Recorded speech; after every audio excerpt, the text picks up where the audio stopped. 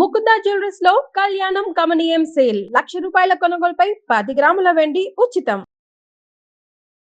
నమస్తే రమగారు. నమస్తే జయ. రమగారు, హ్మ్. మీడియా ప్రభావం ఏ విధంగా ఉందంటే, ఏది చూసినా దాన్ని ఆపాదించేసుకోవటం, దాన్ని చేసేయాలనుకోవటం. పోనీ ఒకరిని ఫాలో అయ్యి వారు చెప్పిందే వింటారంటే అలా ఉండదు. నలుగురు 4 రకాల మాటలు. అది హెల్త్‌కి సంబంధించి కావచ్చు, డివోషనల్ కావచ్చు, ఎడ్యుకేషన్ కావచ్చు, లీగల్ కావచ్చు. ఏ అంశమైనానండి సెర్చ్ చేయటం, దాన్ని ఫాలో అయిపోవటం, 4 రకాలు ఫాలో అవ్వటం. ఏదన్నా అయిపోతదేమోనన్న ఒక భయం. ఒకరిది వినటం, దాన్ని ఫాలో అవ్వటం. ఏదన్నా మనకేదన్నా తోచలేదు, ఏదో బై మిస్టేక్ ఇంట్లో ఏదన్నా జరిగిందనుకోండి, వీళ్ళ వల్ల మనకి ఈ ప్రమాదం వచ్చిందేమో అని ఇంకొకరిని ఆశ్రయించటం. ఎంత కంగారపోయి పానిక్ అయిపోతున్నారు రమ్మగారు. రకరకాల విషయాలు అంటే మీడియాలోనే ఉండి మనం ఈ మాట మాట్లాడకూడదు, కానీ చెప్పకూడదు. కానీ ఒక్కరిని కదా ఫాలో అవ్వాలి. ఈ మాట మాత్రం మనం పదే పదే అనుకుంటూ ఉంటాం. ఎప్పుడు చెప్తాను జయ, అది మంచైనా చెడైనా చెడైనా. ఒకరిని పట్టుకొని ఉండండి అని చెప్తూ ఉంటారు మీరు. మనం ఏం చేస్తామంటే, ఇప్పుడు నేను ఉన్నానా, ఉం. వంకాయ కూర కొట్టాను అనుకో, వంకాయ కూర కొట్టంగానే మనకి ఎంతమంది వంటలు చేసే వాళ్ళు ఉన్నారు జయ, నేను కూడా ఉన్నా కదా, అవును, నాతో సహా ఒక 30-40 రికమెండేషన్స్ వస్తున్నాయి. నేను అది ఇది ఇది ఇది ఇది ఇది ఇది చూస్తా. వాటిలో నీకు నచ్చింది ఒకటి చేస్తా, అంతే. మనకు నచ్చింది ఒకటి చేసుకుంటాం. బాగుందా? దేవుడు ఈ సమస్యకి ఏ దేవుణ్ణి పూజించాలి అని పెట్టామనుకో, ఒక 5-6 దేవుళ్ళ ఇవి వస్తాయి కదా, ఏదో ఒకటి తీసుకుంటాం. నువ్వు వంకాయ కూర ఈసారి ఈ రకం, వచ్చేసారి ఇంకో రకం, మూడోసారి 30వ రకం చేయొచ్చు. దేవుడు అలా చేయటానికి లేదు కదా. పూజ నువ్వు అలా చేయకూడదు. ఇంకా చాలా మందికి హెల్త్ పరంగా, హెల్త్ మరీ ఘోరం అండి. హెల్త్కి చేయకూడదు. చంటి పిల్లల తిండి చేయకూడదు, మన ఆరోగ్యం అదే హెల్త్ అన్నారు కదా. అవి చేయకూడదు.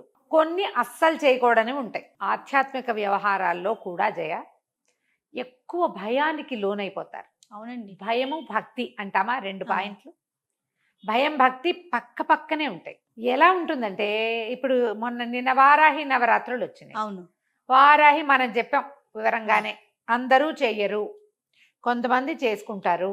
వాళ్ళకి ప్రత్యేకంగా పద్ధతి ఉన్న వాళ్ళు చేసుకుంటారు. వాళ్ళకి మనం చెప్పేది లేదు. మీరు ఇవి చెయ్యాలి అనుకుంటే ఇలా సింపుల్గా దండం పెట్టుకోండి, చేయకపోయినా పర్వాలేదు. అందరి కుటుంబాల్లో చేసేది కాదు.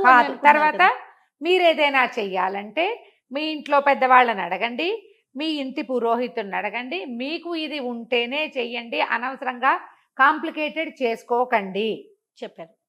ఇది వాళ్ళు ఒక్కసారైనా చెప్పాం జయ. 5 సంవత్సరాల నుంచి మనం మీడియాలో ఉన్నప్పటి నుంచి చెప్తూనే ఉన్నాం. అవునండి. ఎప్పుడు కూడా కాంప్లికేటెడ్గా చేసుకోకూడదు వ్యవహారాన్ని. పోనీ నువ్వు నన్ను చూసి, ఇంకో గురువుగారిని వారిని చూసి, ఇంకో అమ్మగారు చెప్తారు ఆవిడ్ని చూసి చూసి ఊరుకుంటే ఏ బాధ లేదు. అవును, నువ్వు చేయడం మొదలు పెట్టావనుకో, అమ్మో అని భయంగా ఉంటుంది. ఆ గురువు గారు దొరకరు అడగడానికి. ఏదో తేడా వచ్చింది, కొంపనిపోతుంది అనిపించింది నీకు, గురుగారు దొరకట్లేదు, నేను ఏదో కొంతమంది దొరుకుతా, అమ్మగారు అసలు దొరకరు. అప్పుడు చెప్పు. ఇలా ఏదైనా తేడా వస్తే ఏం చెయ్యాలి అని నీకు ఎవరైనా చెప్పడానికి ఆసరా చూసుకుని కదా నువ్వు చెయ్యాలి. అవునా? కానీ నాకేమనిపిస్తుంది అంటే రమ్మగారు, దేవుడి గురించే మాట్లాడుకున్నాం, ఒక పూజ చేసుకున్నాం, ఎవరో చెప్పింది విన్నాం, ఆ పూజ చేసాం. దీనివల్ల మన ఇంట్లో జరిగిన పరిస్థితులకి ఆ పూజకి లింక్ చేయటం ఏంటి? అది కూడా తప్పు కదా. అది కూడా చెప్తా, ఆ మాట కూడా చెప్దాం. ఇది ఒక పాయింట్ అయితే. రెండోది, ఈ కాంప్లికేషన్ ఎక్కడొస్తుందంటే, కొన్ని మా వాక్యాలు వింటుంటాం, అమ్మో అమ్మవారి పూజలు సరిగ్గా చెప్తే నెత్తని చేస్తుంది. నెత్తని చేయడం సర్వనాశనం అయిపోతాం మనం. అమ్మవారి ఉగ్రరూపం వచ్చేస్తుంది. అదే దేవుడికి కోపం ఉంటుందా? కోపం ఉంటుంది. ఆవిడెవరో ఉగ్రవారాహి అమ్మవారు ఉంది కాశీలో. ఆవిడ సంచారానికి వెళ్తుంది. తెల్లవారుజామున ఎప్పుడో కాసేపే ఆవిడని చూపిస్తారు, ఆ తర్వాత ఇక ఆవిడని చూపించరు, పొద్దునే చూపిస్తారు. ఏదో కాసేపే దర్శనం, మర్చిపోయా. ఉగ్రవారాహి అమ్మవారు ఒక ప్రత్యేకంగా, అంటే వారాహి స్వరూపాలలో ఉగ్రవారాహి ఉన్నది. ఈ పూజ సరిగ్గా కాలేదు, లేదా ఇంకా ఆవిడకి నా మీద ఎందుకో కోపం వచ్చింది, ఇది నేను సరిగ్గా చేయలేదేమో అని ఫోటోలు డౌన్లోడ్ చేసేసుకోవచ్చు, మనం కొనుక్కుని తెచ్చుకుని పెట్టేసేసుకోవచ్చు, ప్రతిమా స్వరూపాలు తెచ్చేసుకోవచ్చు. వాళ్ళు ఎవరింటోనో ఇంతంత ప్రతిమలు బోల్డంత పూజ చేస్తారు బ్రహ్మాండంగా, ఎంత సినిమాటిక్గా టెంపుల్ ఇది వచ్చేలాగా పెట్టుకున్నారు ఒకరు. అవి చూసావు నువ్వు కూడా పెట్టుకున్నావు. ఆవిడకి ధైర్యం ఉంది, పెట్టేసుకుంది, భక్తి ఉంది, ఆ లెవెల్లో భయం లేదు. ఇది నీకు భక్తితో పాటు భయం కూడా ఉంది. నువ్వు ఎందుకు కాపీ చేస్తావు? ఎందుకు చేస్తావు నువ్వు? నీకు దాని మీద సరదా ఉంది, పోయి అక్కడికే వెళ్ళి చూసిరా, వాళ్ళ ఇంటికి వెళ్ళి హాయిగా ఆవిడకే బొట్టు తాంబూలం ఇచ్చిరా, బంగారు తల్లి నువ్వు ఎంత బాగా చేసుకుంటున్నావమ్మా. భక్తి భయం లేని నీ భక్తి ఉంది చూసావా, దానికి దండం పెట్టాలి నీకని ఆవిడకి ఒక దండం పెట్టు, చూసిరా, బజారీలు చూడు, పోనీ యూట్యూబ్లోనే ఉండు, చూస్తూ ఉండు, హాయిగా సంతోషించు ఆమెను చూసి. చూడటం కదా, దాన్ని మన ఇంటికి తెచ్చేసుకోవాలి. అక్కడి నుంచి భయం, ఆ భయంతో డిప్రెషన్స్ జయ. మనకి ఇప్పుడు ఎన్ని రకాల డిప్రెషన్స్ ఉన్నాయో జయ. పోస్ట్ పార్టంలు, డెలివరీ తర్వాత వచ్చే డిప్రెషన్లు ఇది వరకు చాలా రేర్, ఎక్కడో ఒక్క కేసు ఉండేది. ఇప్పుడు అందరికీ పోస్ట్ పార్టమే, ప్రతి వాళ్ళకి డెలివరీ తర్వాత ఎన్ని ఇష్యూస్. నేను మీ దగ్గరే వింటున్నాను రమ్మగారు. నీకు తెలీదు? నాకు తెలియదండి అసలు డెలివరీ తర్వాత డిప్రెషన్ ఉంటుందన్న విషయం. ఉంటుంది. మనం ఇప్పుడు last బాగా time మాట్లాడుకున్నప్పుడు మీ దగ్గర విన్నా, నిజమా అనుకున్నాను నేను. ఇప్పుడు బాగా ఉన్నాయి జయ. ప్రతి వాళ్ళు పోస్ట్ ట్రామా కూడా ఉంటుంది. ఏదైనా యాక్సిడెంట్ అయ్యాక భయాలు, పెద్ద జ్వరాలు వచ్చి చచ్చిపోతారనుకుని బతికేస్తారు, దాని తర్వాత వచ్చే భయాలు, ఇవన్నీ కూడా మానసికమైన సమస్యలు. మనకి మంది లేక, జనం లేక ఎక్కువ వచ్చేస్తున్నాయి. దాంతో పాటుగా ఎగ్జామ్స్ అంటే భయము, ప్రయాణం అంటే భయము, లిఫ్ట్ అంటే భయము, నలుగురిలోకి వెళ్ళలేము, హైట్స్కి వెళ్తే భయము, ఎన్ని రకాలు. భార్యాభర్తలకి పడక, కాంజుగల్ లైఫ్ సరిగ్గా కుదరక, కాంజుగల్ లైఫ్లో ప్రెషర్స్ ఎక్కువైపోయి, మగవాళ్ళకి ఎక్కువ ఆసక్తి, ఆడవాళ్ళకి తక్కువ ఆసక్తి, లేదా వీళ్ళకే ఎక్కువ వాళ్ళకే తక్కువ స్నేహాలు, ఇతరత్రా ఎక్కడైనా చేసిన తెలివి తక్కువ పనులు, మధ్యలో సోషల్ మీడియా స్నేహాలు, వీటి వల్ల వస్తున్న డిప్రెషన్స్. పేరెంట్స్, 2 పిల్లలుంటే మా అమ్మ నాకంటే వీళ్ళని బాగా చూస్తోందన్న అనుమానం, ఇవన్నీ డిప్రెషన్స్ ఏనమ్మా. పాపం చచ్చిపోతున్నారమ్మా పిల్లలు. వీటన్నిటితో పాటు చూసి అనవసరంగా ఆవేలు ముజే మారని ఆంబోతికి ఎదురెళ్ళినట్టు కొన్ని తెచ్చుకుంటారు. కరెక్ట్ చెప్పారండి. అంతే. మొన్న ఒక అమ్మాయి ఫోన్ కొని తెచ్చుకోవటం, 2 రోజుల్లో ఆ అమ్మాయి వారాహి అమ్మవారి, పాపం ఈ మాట చెప్పాల్సి అడిగాను నేను, తన పర్మిషన్ తీసుకున్నా, ఇది చెప్పనా అమ్మా అని. చెప్పండి అని చెప్పింది. వారాహి అమ్మవారి పూజ అది అద్భుతంగా ఉంటుంది, చేసుకోవాలి. ఆ అమ్మాయికి ఏదో అనారోగ్య సమస్య ఉంది, సంతానం లేరు, పిల్లల కోసం ట్రై చేస్తున్నారు, చిన్నపిల్లే, సంతానం కోసం ట్రై చేస్తున్నారు. ఈ లోపల ఇంకో చిన్న సర్జరీ ఏదో పడేలాగా ఉంది ఇంకెక్కడో బాడీ పార్ట్లో. ఆ అమ్మాయి ఇలాంటి సిచ్యువేషన్లో ఉన్నాం కదా, మనం పూజ చేసుకుందామని మొదలుపెట్టిన అమ్మాయికి ఎందుకో భయం వచ్చేసింది. వాళ్ళ ఇళ్లలో అలాంటి పూజలు అవి ఏమీ లేవు, అసలు ఏదో చిన్న దీపారాధన చేసుకుంటారు అంతే. భయము, టెన్షను. 2 రోజుల్లో అమ్మాయికి ఎలాంటి భయాలు వచ్చేసినాయంటే, అమ్మవారి ఉగ్రరూపం చూపించేస్తోందని తన మీద. ఆ ఫోటో ఉంచుకోవాలో వద్దో తెలియలేదు, ఏం చేయాలో తెలియదు. ఎవరిని అనుసరించి ఈ పూజ మొదలుపెట్టిందో వారు లభించలేదు. ఇప్పుడు ఏం చేయాలి? తల్లకిందులైపోయింది అమ్మాయి, అనారోగ్యం పాలైపోయింది. 2 రోజులు. వారాహి మొదలుపెట్టిన 5వ రోజుకే అమ్మాయి పని.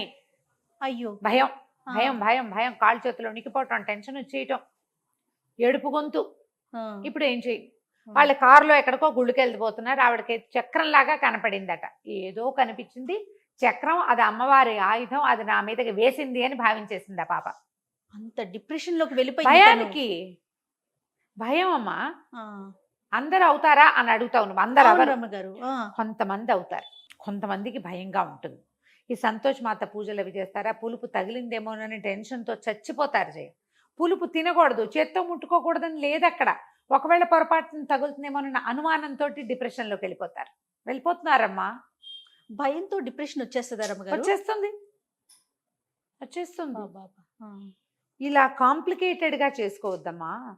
వినండి, మనం చేయగలం అనుకుంటే దిగండి. ముందు ఇలాంటివి ఏదైనా చేయదలుచుకున్నప్పుడు తప్పకుండా పెద్దవాళ్ళ సలహా తీసుకోండి.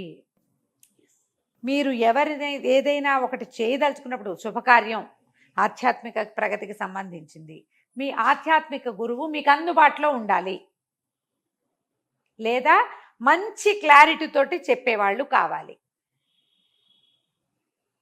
ఇంత చేయండి, ఇలా చేయండి చాలు అని చెప్పాలి, ఇంతకంటే ఎక్కువ చేయక్కర్లేదు అని చెప్పాలి వాళ్ళు మీకు. పురోహితుడిని చూసుకోండి, వాళ్ళ ద్వారా బోధ పొందితే ఏదైనా తేడా వస్తే వాళ్ళు సమాధానం నీకు భయం లేకుండా. అంతే కదా, భయం లేకుండా అమ్మ. ఈ కొత్త డిప్రెషన్కి దారి తీసుకోకూడదు. ఇది ఇలాగా నేను ఇది మొదట వినలేదు జయ.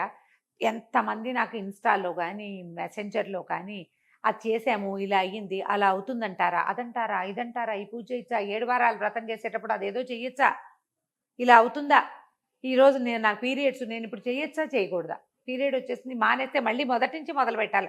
నీకు ఎందుకు లేనిది ఎందుకు పెట్టుకుంటావు అసలు? విను, ఊరుకోవచ్చు కదా, ఒక మంచి విషయం విను, ఊరుకోరు రమ్మగారు, అదే చెప్పా కదా నేను. ఆ ఊరుకునే గుణం ఉండట్లేదమ్మా ఇప్పుడు.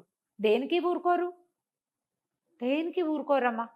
పోనీ జరిగిన దానికి దాన్ని ఎందుకు ఆపాదించుకుంటారో పోనీ అర్థం లేదు ఏదే- అసలు. నా ప్రశ్న అది. అదే సరే ఊరుకోరు, ఫాలో అవుతున్నారు. ఎందుకంటే ఇదేదైనా తేడా చేస్తే దేవుడు శిక్షిస్తాడని భయం అమ్మా.